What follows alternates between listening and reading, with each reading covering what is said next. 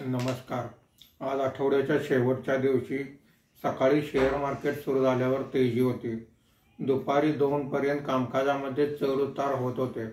त्यानंतर मात्र सलग घसरण बघण्यास मिळालेली आहे.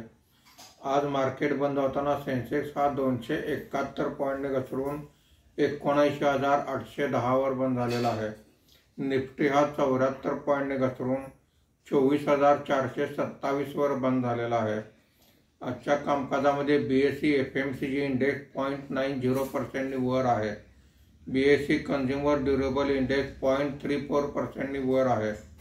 BSE reality index 1.33%, mid cap index 0.41%, small cap index 0.29% खाली आहेत. आजच्या कामकाजामध्ये निफ्टीमध्ये वाढलेले मुख्य शेअर्स पुढील प्रमाणे: ITC 2.21%, Bharat electronics 1.53%, Shriram finance 1.50%, trend 1.19% अशी वाढ आहे. आज निफ्टीमध्ये घसरलेले मुख्य शेअर्स पुढील प्रमाणे: महिंद्रा अँड महिंद्रा 2.91%, रिलायन्स 2.07%, इन्फोसिस 2.03%, अपोलो हॉस्पिटल 1.53% अशी घसरण आहे. आज देशातील 1 नंबरच्या कंपनी रिलायन्स इंडस्ट्रीजचे ॲन्युअल जनरल मीटिंग आज पार पडलेले आहे.